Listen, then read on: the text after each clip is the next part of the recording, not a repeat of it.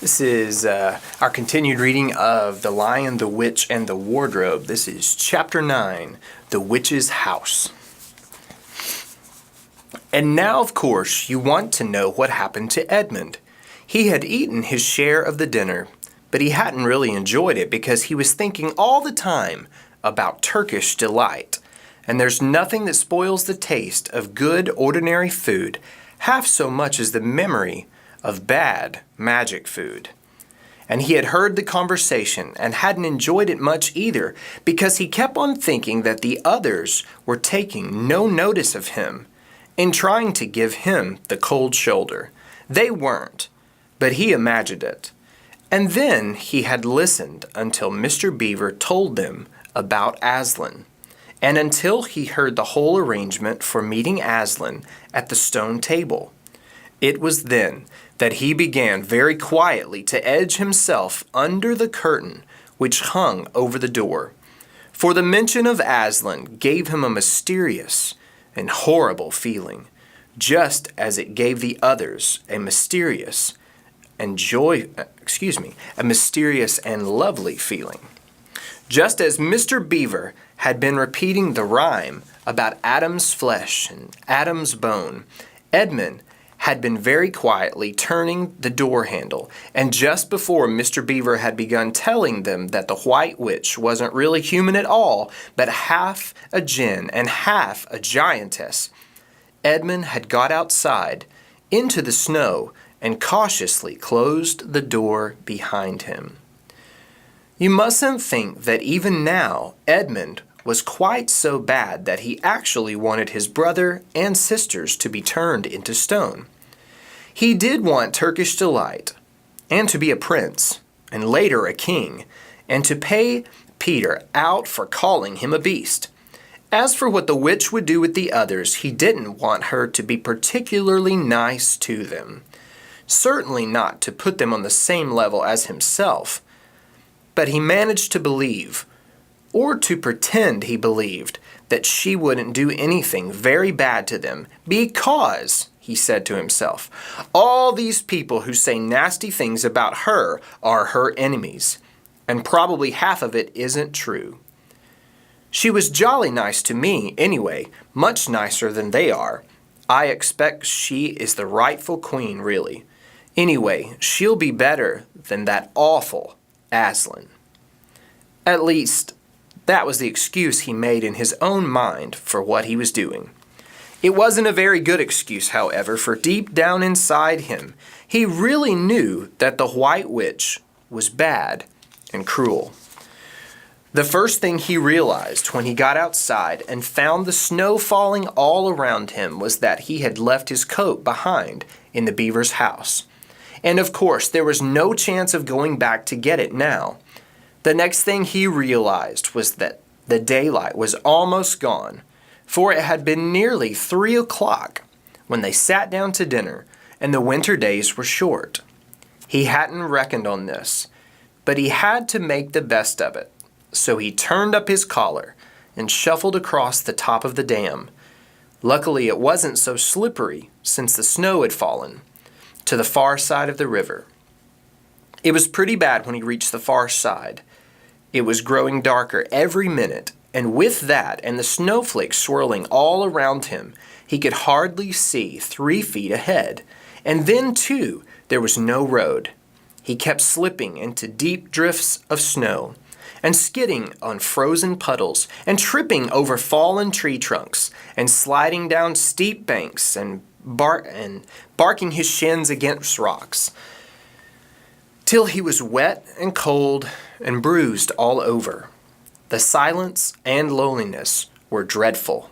In fact, I really think he might have given up the whole plan and gone back and owned up and made friends with the others, if he hadn't happened to say to himself, "When I'm king of Narnia, the first thing I shall do will be to make some decent roads."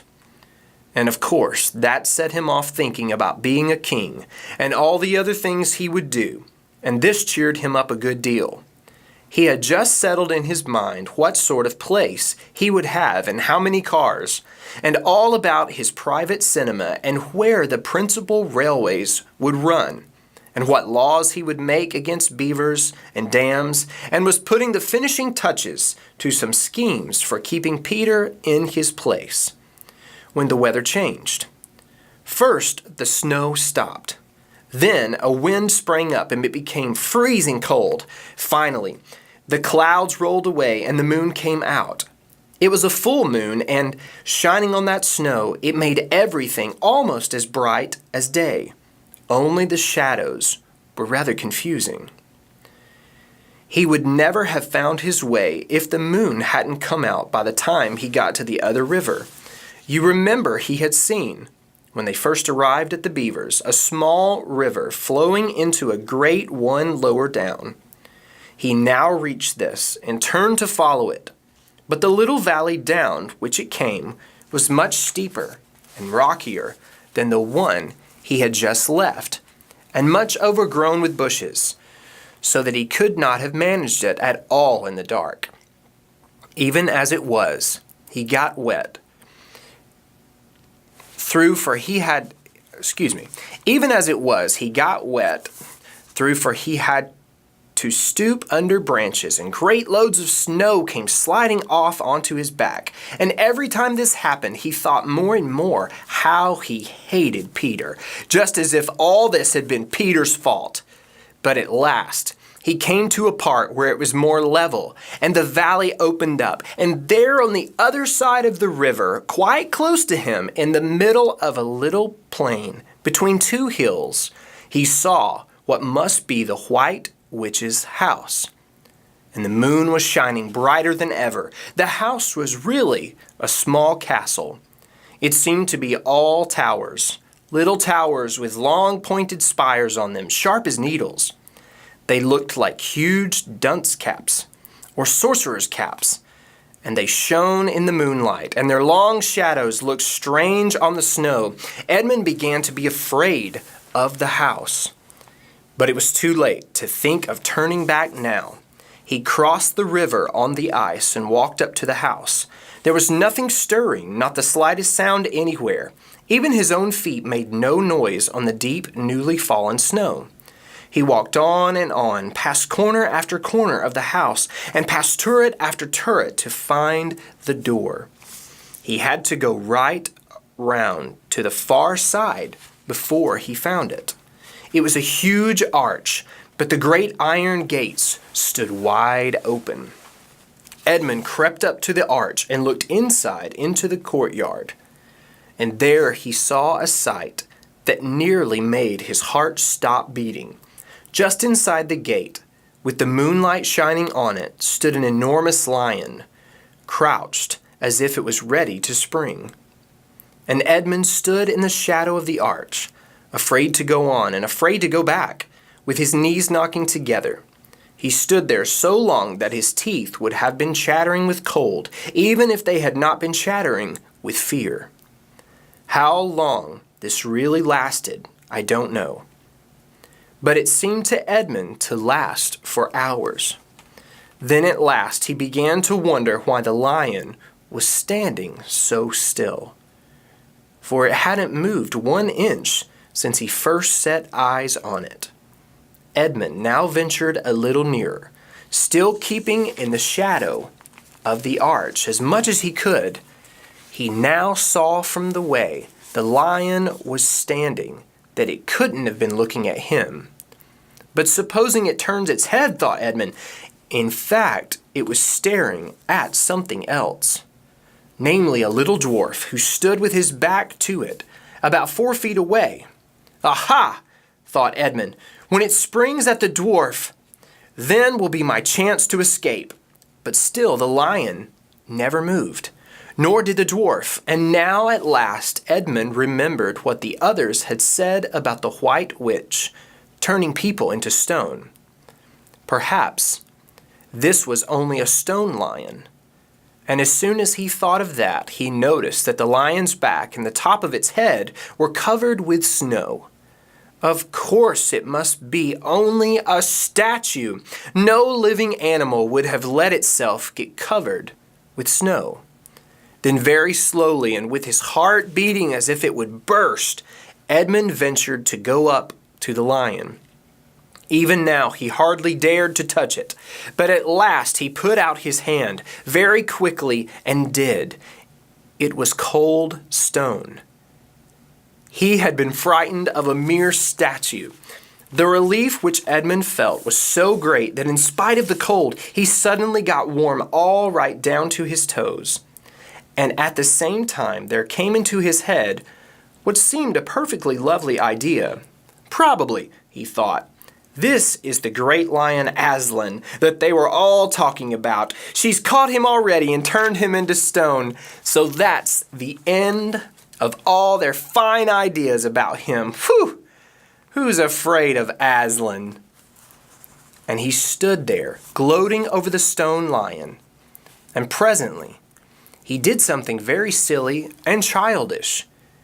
He took a stump of lead pencil out of his pocket and scribbled a mustache on the lion's upper lip, and then a pair of spectacles on its eyes, then said, "Yeah, silly old Aslan, how do you like being a stone? You thought yourself mighty fine, didn't you?" But in spite of the scribbles on it, the face of the great stone beast still looked so terrible and sad and noble, staring up in the moonlight, that Edmund didn't really get any fun out of jeering at it. He turned away and began to cross the courtyard. As he got into the middle of it, he saw that there were dozens of statues all about, standing here and there, rather as pieces stand on a chessboard when it's halfway through the game. There were stone satyrs, and stone wolves, and bears, and foxes, and catamountains of stone. There were lovely stone shapes that looked like women, but who were really the spirits of trees. There was the great shape of a centaur, and a winged horse, and a long, lithe creature that Edmund took to be a dragon. They all looked so strange standing there, perfectly lifelike and also perfectly still in the bright, cold moonlight, that it was eerie work crossing the courtyard. Right in the very middle stood a huge shape like a man, but as tall as a tree, with a fierce face and a shaggy beard and a great club at its right hand. Even though he knew that it was only a stone giant and not a live one, Edmund did not like going past it. He now saw that there was a dim light showing from the doorway on the far side of the courtyard. He went to it. There was a flight of stone steps going up to an open door. Edmund went up them. Across the threshold lay a great wolf. "That's all right, it's all right," he kept saying to himself. "It's only a stone wolf. It can't hurt me." And he raised his leg to step over it. Instantly, the huge creature rose, with all the hair bristling along its back, opened a great red mouth, and said in a growling voice, "Who's there? Who's there? Stand still, stranger, and tell me who you are." "If you please, sir," said Edmund, trembling so that he could hardly speak. "My name is Edmund, and I'm the son of Adam, that Her Majesty met in the wood the other day, and I've come to bring her the news that my brother and sisters are now in Narnia, quite close, in the beaver's house. She wanted to see them." "I will tell Her Majesty," said the wolf. "Meanwhile, stand still on the threshold, as you value your life." Then it vanished into the house.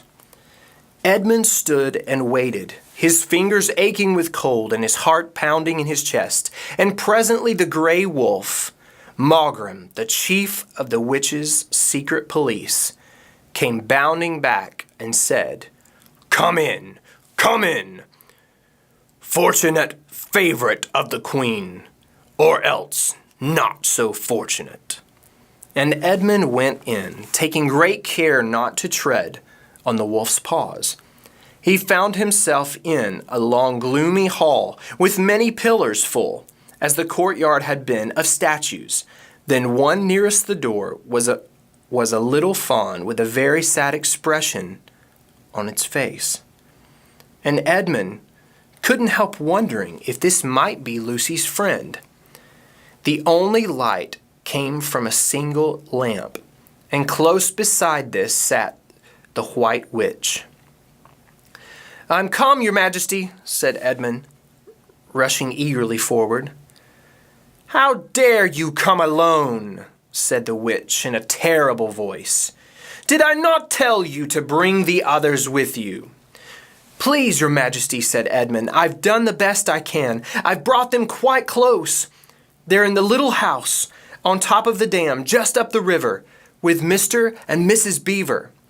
A slow, cruel smile came over the witch's face. "Is this all your news?" she asked. "No, your majesty," said Edmund, and proceeded to tell her all he had heard before leaving the beaver's house. "What? Aslan!" cried the witch. "Aslan, is this true? If I find you have lied to me—" "Please, I'm only repeating what they said," stammered Edmund. But the queen, who was no longer attending to him, clapped her hands. Instantly the same dwarf, whom Edmund had seen with her before, appeared. "Make ready our sledge," ordered the witch, "and use the harness without bells." It's the end of chapter 9 of The Lion, the Witch, and the Wardrobe.